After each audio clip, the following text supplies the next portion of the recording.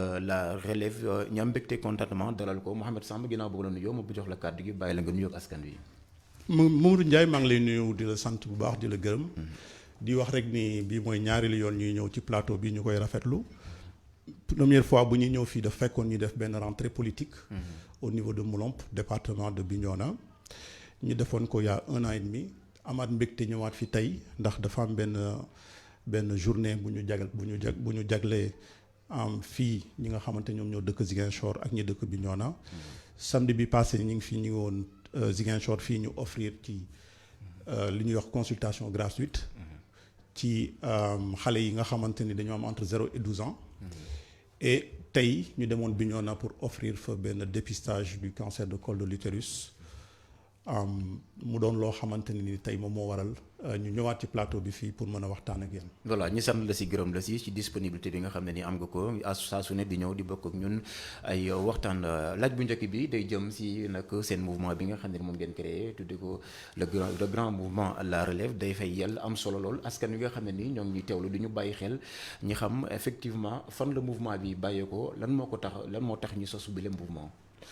waaw mouvement bi mouvement politique la. ñu ngi ko créé en 2019 te man maa ci ñaareelu président man nag yàlla dafa def bi ma nekkee président ñu commencé doxal fi mouvement bi au niveau national commencé def benn rentrée politique au niveau de Rufisque ñëwoon Casamance def fa beneen rentrée politique dem Diourbel tamit def fa rentrée politique à Diourbel et bu ñu mujj def moom mooy fi nga xamante ne ni ci Belgique la nekk au niveau international. loolu yëpp rek pour wane ni mouvement bu bees la ay xale ñoo ko jiite xale yi liggéey en Europe di liggéey ci multinationale yu Europe ak yu Amérique. loolu nag moom moo waral tey ñun ñu mën a ak ñi ñu nekkal fii nii yëpp ñu mën leen proposer. li nga xamante ne ni ñun moom lañ yore ci projet. donc loolu mooy. mouvement bi kañ lañ ko sos maanaam date bi nga xam ne nii moom la ñu sos mouvement bi. waaw moom ñu ngi ko sos en 2019. 2019 lañ ko sos. voilà maintenant dafay am solo quand même parce que tout à l'heure si kàllaama nasaraan yaa ngi ko doon rappeler projet boo xam ne nii am ngeen ko ngir askanu Sénégal déjà projet bi am na ay pàcc yoo xam ne nii moo ngi si biir mais déjà bu ñu jëloon aspect wàllum paj mi maanaam wàllum santé bi projet bi lan la réserver li nga xam ne nii moo jëm si wàllum santé boobee. waaw loolu da nga may may rek moo ñëw ci de façon générale. li nga xamante ne ñun moom lañ tënk. ñu tënk ko ci ñetti mbir yoo xam ne pour ñun mooy mbir yu gën a am solo. benn bi dafa nekk ci wàllu nit. ci wàllu nit mooy lépp loo xamante ne ni dafa ànd ak lu ñuy wax paj loo xamante ne ni éducation la. ak loo xam ne ci culture la ak religion. loo xamante ne ni ci lu ñuy wax sport ak li ressources humaines maanaam. loolu mooy premier pôle bi nga xamante ne ni moom la ñu bind ba pare fas yéene ko doxal. ñaareel bi moom mooy li ñuy wax ay coppite maanaam réforme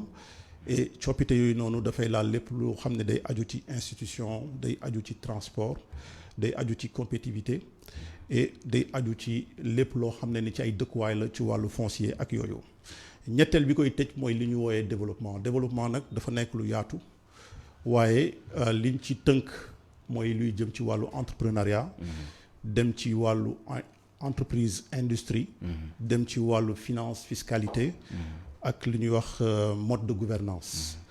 li waral nag xëy na ñu jël programme boobu noonu jagleel ko population bi dafa am jàngat buñ ci def. et jàngat buñ ci def xëy na dina xaw a yaatu. pour ñu ñëwaat ci. waaye li nga xamante ni moo ñu tax a toog fii moom mooy santé. dañu gis ni àddina lépp looy def rek santé moom moo ci war a jiite. effectivement. voilà maintenant yaa ngi doon wax déjà am na ay gox yoo xam ne nii jot ngeen fa jaar lu si mel ni diwaanu Diourbel voilà Bawol ak yenn si sànq si te nga fi mu lomp aussi ndax activités yi nga xam ne nii seen mouvement moo ngi koy def tàmbali na daj yenn si ay régions parce que quand même à mon avis su ma juumul activité bi maanaam mouvement bi li ngeen bëgg mooy mu wasaaroo ba daal di daj kàpp réewum Sénégal ndax déjà yéen a ngi xalaat wala jot ngeen a jaar si yenn régions yi nga xam ne ni ñoo ngi si biir réew mi. waaw ci activités yi ñu jot a def am na boo xam ne def nañ ko Dakar. def nañ ko fu ñu wax Malika. offrir nañ fa consultation ak mën naa wax dépistage du cancer de col de l'utérus. donc foofu la tàmbalee. et lu ñu may loolu moom mooy ONG yi nga xamante ni ñun dañu signé ak ñoom par partenariat. ndax dañu wax ni bu fekkee tey dañuy def politique te ñu bëgg changement il faut ñu am lu ñu wone il faut ñu indi innovation il faut ñu indi créativité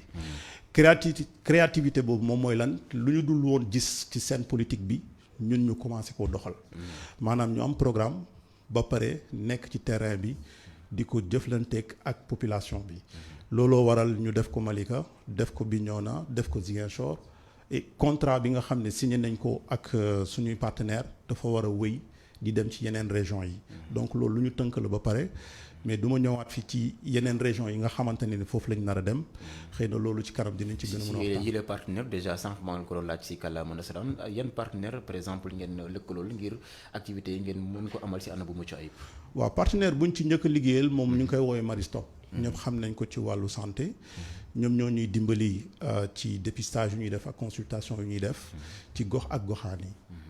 Voilà merci beaucoup mu fàttali ko kon ñoo ngi dalal tey jii Mouhamed Sambou di président le grand mouvement la relève ñu daal di jëm si jublu si question boo xam ne nii yaakaar naa yitteel na askan wi loolu mu jëm si wàllu mbëkk mi nga xam ne nii récemment gis nañ ay doomi aadama yu bëri yu si ñàkk seen bakkan ginnaaw jiyee ji njëkkoon a am si Wakam ba am ay ndaw yu si ñàkk seen bakkan récemment gis nga Fass Boye aussi yeneen ndaw daal di fay ñàkk seen bakkan du ñàkk seen mouvement bi am na loo xam ne ni réservé na ko wàllu mbëkk mi nga xam ne nii daanaka dafa tàmbali di jël beneen yeneen tànk ba nag ndaw ñu bëri di soobu si géej gi. waaw loolu lu ko indi njax rek la ndax dañu gis ni ndaw bu nekk am na sañ-sañ am ambition. ambition nag lu baax la ci nit waaye li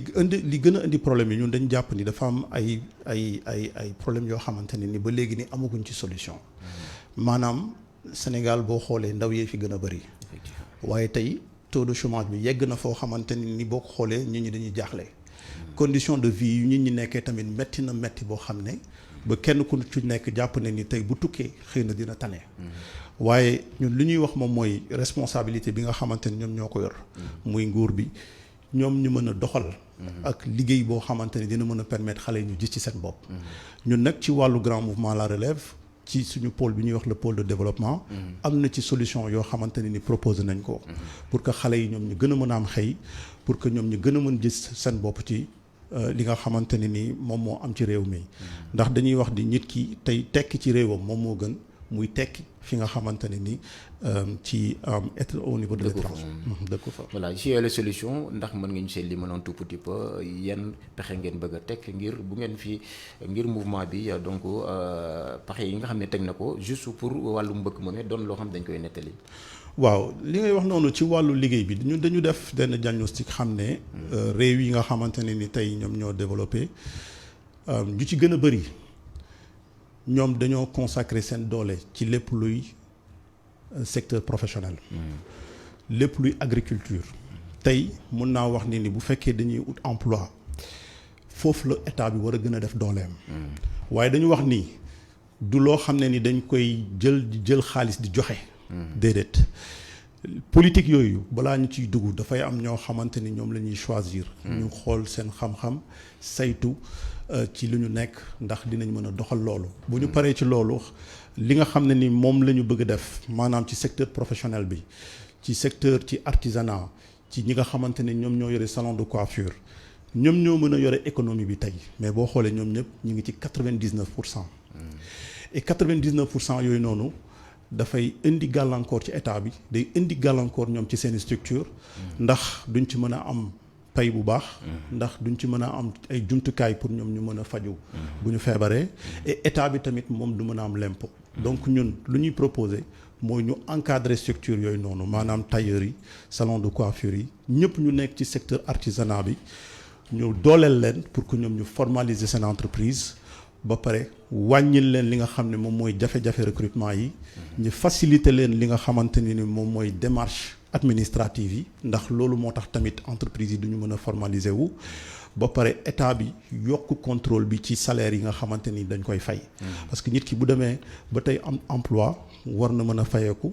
bu fayeekoo tamit war na mën a faju te loolu yëpp mu doon loo xamante ni daal dina am njëriñ ci moom. voilà ñu fàttali ne nguuru Sénégal am na ay programme yoo xam ne ni teg na ko fii ñu mën see lim lu si mel ni ANPEJ ak DER programme yi li ko taxoon a jóg bokk na si fexe ba ndaw ñi toog si réew mi bañ a sóobu di jël gaal yi di dem bitim réew ndax jàpp nga ne programme yooyu nguur gi teg c'est suffisant pour que ndaw yi mën a toog si réew mi. lu ñu wax ñun suñu jàngat moom mooy programme yooyu doyul ci anam direction yi nga xamante ne ni moom la ñu jël waaye ci doxalin bi la ci approche bi mooy ñu fa jël ñi nga xamante ni ñoom lañ jox responsabilité bi xëy na ñi ngi def li ñu mën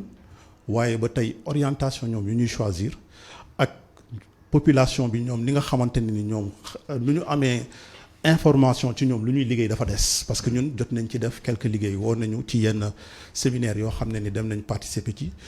am na ci ay école de formation yoo xamante ni dem nañu defi visite def nañu tuuti enquête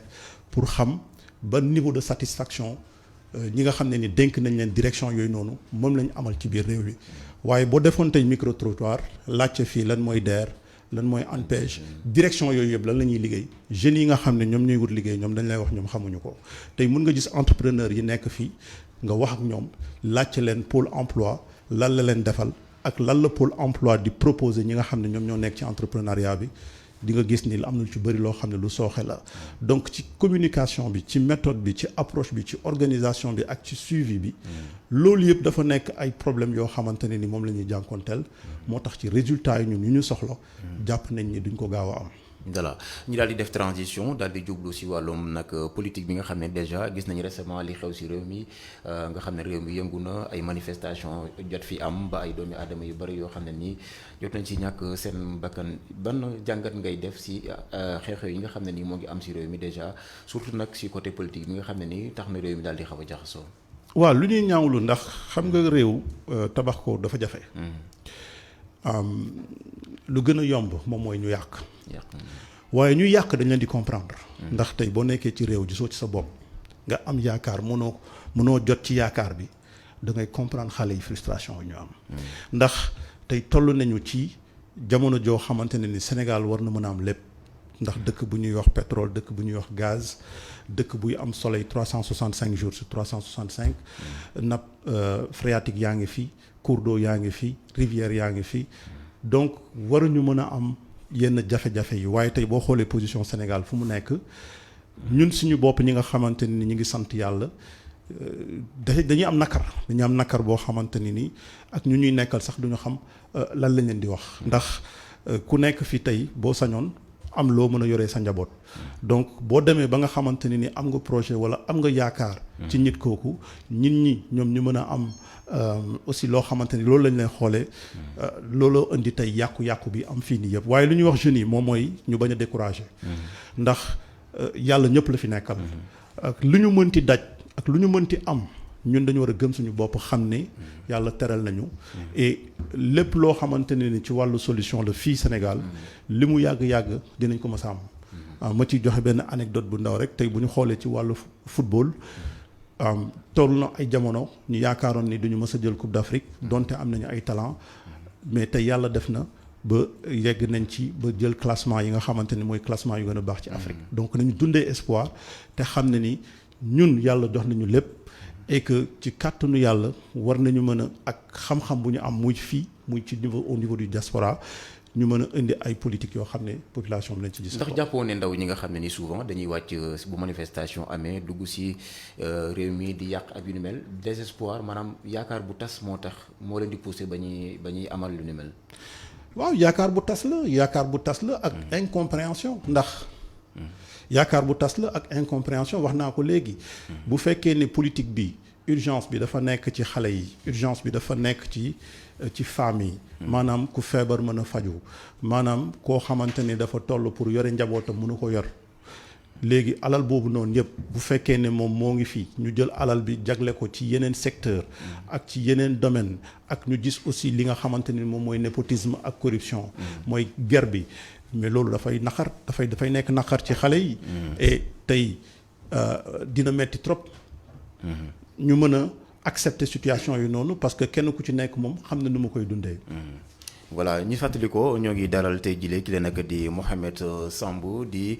président le grand mouvement La Relève ñuy seq ak moom waxtaan jëm si wàllu mouvement bi nga xam ne nii taxawal nañ ko sànq yéen a ngi déglu récemment jot nañu amal ay activités yu fasantikoo yoo xam ne nii jot nañ ko amal si yenn si ay gox yu nekk si réewum Sénégal mais aussi surtout nag si programme boo xam ne ni ñoom ñi la tëral nañ ko ngir daal di fexe nag yenn si askan wi wala askan wi nag yenn si jafe-jafe ñi nga xam ne nii ñoo ngi koy dund mu doon loo xam ne dañ koy nettali laataa ñuy jeexal émission bi ñu sàkk woon quand même yan jéego ngeen nar a tegaat ginnaaw bu ngeen fi bàyyeekoo si seen mouvement bi ngir activité yoo xam ne ni war ngeen koo def ngir juste askan wi gën see gis seen bopp si bi lépp mouvement. waaw jërëjëf activités yi comme ni nga ko waxee rek dañ koy continuer di wéyal ci yeneen bërëb yi bu ñu jógee fii dañ war a dem Diourbel war nañ fa def tamit beneen activité boo xam ne toujours ci wàllu santé et jot nañu def aussi sànq junjul ma ko ci loo xamante ne nii mun nañu wax management la leadership ay conférence yoo xamante ne nii tamit def nañ ko loolu yëpp ci jeunesse bi donc mouvement La Relève dafa nekk mouvement boo xam ne cible bi jeunes yi la bu ñu nee jeunes yi du ñoom rek waaye jeunes yi femmes yi ak képp koo xamante ni jàpp nga ni war nga mën a defal sa réew et dañu nekk ci période boo xamante ni dañuy dugg ci ay élections ñuy waajal en 2024 mouvement nag wala parti politique bi boo gis élection bu mën a am daf ci participer ñun nag ñu ngi liggéey pour loolu pour wane Sénégal projet ñun bi nga xamante ni moom lañ yor pour ñu mën a accompagner xale yi gën leen jox aussi ñoom seen gëdd ci biir réew mi et bu soobee yàlla ci fan yi di ñëw dinañ communiquer par rapport ak ñun suñu taxawaay ci élection présidentielle ci nga xamante ni moom la ñu jublu. voilà maintenant élection yooyu nga xam ne nii juñu ko déjà ni nga ko waxee parti politique yi mouvement yu nekk jamono ji ñoo ngi tàmbali def ay jéego juste pour buñ ci àggee quand même ñi am loo xam ne ni quand même dana rassurer askan wi fii la si diwaanu Ziguinchor wala Casamance d'une manière générale ndax activités yi askan wi ñoo ngi ciy gis seen bopp ba ngeen di am ay retour comme quoi que ne ñoom ñi la jàpp nañ ne bi lépp mouvement amal na leen njariñ mais aussi am nañ si yaakaar ngir élection yi nga xam ne moom lañ dégmal. waaw loolu yëpp liggéey la te liggéey boobu moom lañ doon def fii ak 2 ans comme ni mu ko waxee dugg nañ ci gox-goxaat yi waxtaan ak askan bi xool li nga xamante ne ni moom mooy seen problème moo tax ñu commencé ci wàllu santé et feedback yu ñu ci am yëpp ay feedback tey yu ñuy jox la yoo xam ne ni am nañu sañ-sañ ni bu ñu demee ci élection yi ñun dinañ ci am maanaam askan wi daal gis nañ seen bopp askan bi gis nañ ci seen bopp ndax tey ñëpp xam nañ santé ni mu jafe li nga xamante ne ni moom la population di daj pour mën a dem defi seen consultation ak frais yi nga xamante ni moom la ñuy fay dafa cher donc tey bu fekkee da nga leen di offrir ay consultation ak dépistage yoo xamante ne ni lii ñoom duñ ci fay loolu day nekk loo xam ne ñoom lu ñuy rafetloo donc bañ ko defee depuis boobu ba léegi du fii rek ci biir Casamance bi mais fépp ci biir Sénégal ñu ngi koy rafetlu ba pare du ñu ñaan pour ñu mën a def loolu fépp ci biir Sénégal ndax ñëpp ko soxla. voilà kàddu gu mujj gi déjà laataa ñuy yëkkati jotaay bi. waaw ñu ngi leen di gërëm bu baax di leen sant. di wax rek ni le grand mouvement La Relève mi ngi fi. et ñun lu ñu wax lu ñu woote moom mooy ñu apporter ay solutions. li ñu fi jot a def depuis boobu ba léegi baax na baaxul waaye ñun lu ñu bëgg moom mooy ñu dolli lépp li nga xamante ne ni wala lépp lu ñu échoué ñun ñu indi ci ay solutions yu leer. et ñuy jox rendez-vous population wu Casamance. ñu jox rendez-vous population wu Sénégal. yëpp ni leen ñun projet bi nga xamante ne ni yore nañ ko. dinañ ko proposer Sénégalais yi. te jongante yi di ñëw tamit bu soobee yàlla dinañ def suñu kéemtulaay kàttan pour bokk ci ndax Sénégal ñun mérité wuñu place bu ñu yore nii. voilà Mouhamed Samb ñu sant ko bu baax gërëm ko ma fàttali ko moom mi la kon mooy président le grand mouvement La Relève sant ko bu baax a baax gërëm ko ci disponibilité bi nga xam ne ni am na ko ngir ñëw bokk ak ñun waxtaan wi